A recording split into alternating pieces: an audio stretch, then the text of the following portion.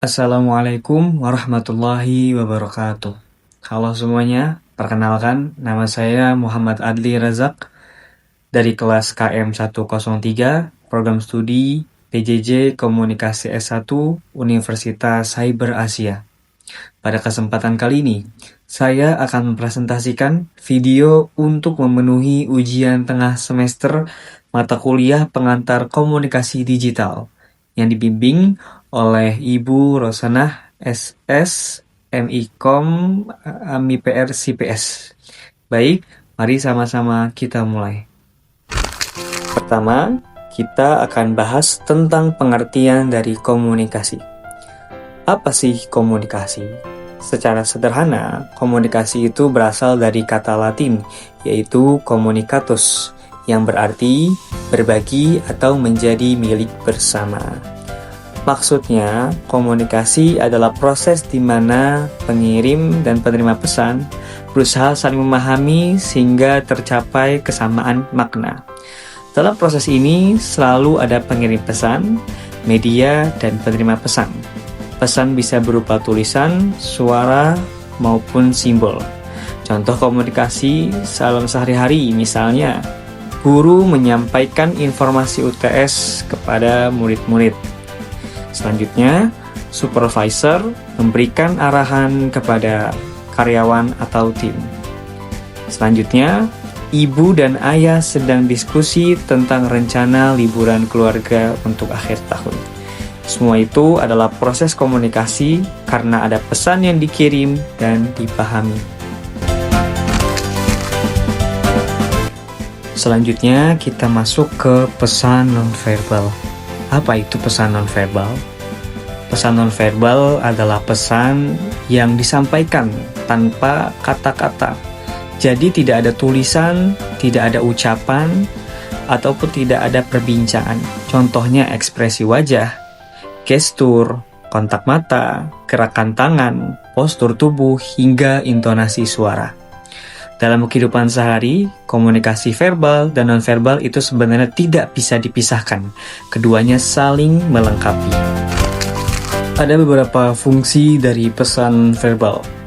Berikut fungsi dari pesan nonverbal. Yang pertama adalah substitusi, menggantikan kata-kata. Misalnya, mengangguk sebagai tanda kita mengiyakan.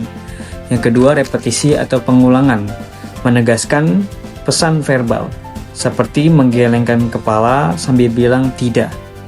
Selanjutnya kontradiksi, yaitu memberi makna berbeda. Misalnya memuji tapi sambil mencibir bibir. Selanjutnya komplement, yaitu melengkapi pesan verbal seperti wajah yang menunjukkan reaksi kesakitan. Selanjutnya aksentuasi, yaitu memberikan penekanan, misalnya memukul meja ketika marah. Dari sini kita bisa lihat bahwa pesan nonverbal mempengaruhi bagaimana orang memahami maksud dan emosi kita. Selanjutnya yaitu pengaruh pesan nonverbal dalam pendidikan jarak jauh, dalam kurung kuliah online di Universitas Cyber Asia. Dalam perkuliahan jarak jauh seperti di Unsia, pesan nonverbal punya peran yang sangat besar dan sangat penting. Karena kita tidak bertemu secara langsung, dosen dan mahasiswa hanya mengandalkan layar. Jadi, ekspresi dan gestur tetap menjadi alat komunikasi yang penting. Ada beberapa pengaruh pentingnya, seperti yang pertama, menunjukkan emosi dan sikap.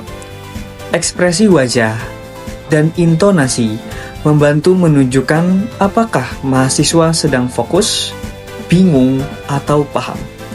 Yang kedua, menjadi petunjuk pemahaman.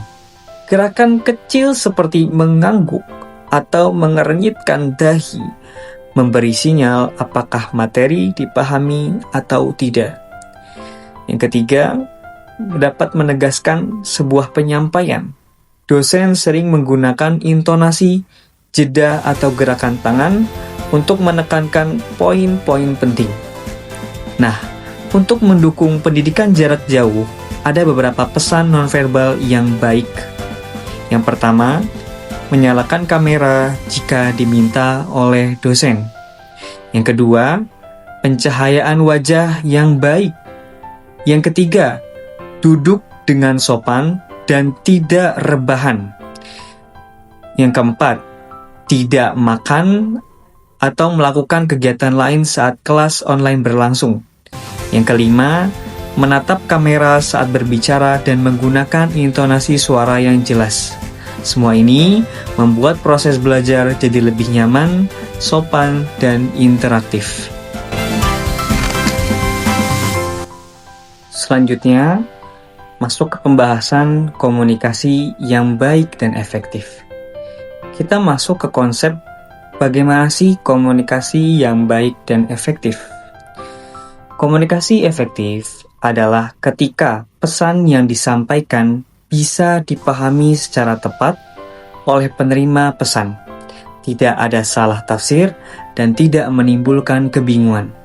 Ciri-cirinya adalah yang pertama, pesannya jelas. Yang kedua, ada feedback atau umpan balik dari penerima pesan. Yang ketiga, alurnya terstruktur.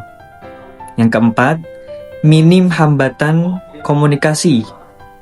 Dalam kehidupan sehari-hari, termasuk kuliah, kerja, dan bersosialisasi, komunikasi efektif itu sangat diperlukan. Sampailah kita pada pembahasan selanjutnya, kapan dan mengapa kita memerlukannya. Kita memerlukan komunikasi yang efektif saat kuliah, saat diskusi di Zoom, saat menerima atau menyampaikan informasi yang penting. Dalam kerja kelompok, tentu kita memerlukan komunikasi yang baik dan efektif dalam hubungan sosial dan dalam pekerjaan. Kenapa kita memerlukannya? Karena komunikasi yang baik membuat informasi tersampaikan dengan tepat, menghindari kesalahpahaman, membangun hubungan yang sehat, dan meningkatkan profesionalitas. Adapun tantangan terbesar dari komunikasi yang baik dan efektif. Tentu dalam praktiknya ada beberapa tantangan yang akan dihadapi untuk menciptakan komunikasi yang baik dan efektif. Yang pertama, gangguan teknis. Ini bisa terjadi karena jaringan atau audio yang terputus-putus atau aplikasi yang error atau maintenance. Selanjutnya, adanya perbedaan penafsiran. Setiap orang tentu bisa memahami pesan dengan cara yang berbeda-beda. Selanjutnya, adanya perbedaan budaya dan gaya komunikasi. Ada yang cara penyampaiannya tegas, dan ada juga yang malu-malu dalam berbicara. Selanjutnya, kurangnya keterampilan dalam berkomunikasi. Misalnya, tidak biasa menjelaskan secara jelas atau terperinci. Tentu, tantangan-tantangan ini dapat diatasi dengan latihan yang baik, memahami media digital, dan membiasakan diri berkomunikasi secara sopan dan jelas. Telah sampailah kita pada akhir, yaitu penutup.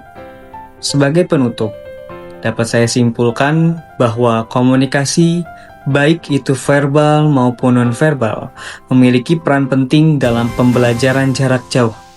Pemahaman komunikasi yang baik membantu kita mengikuti kuliah dengan lebih jelas, mengurangi salah paham, dan membangun interaksi yang positif dengan dosen maupun teman.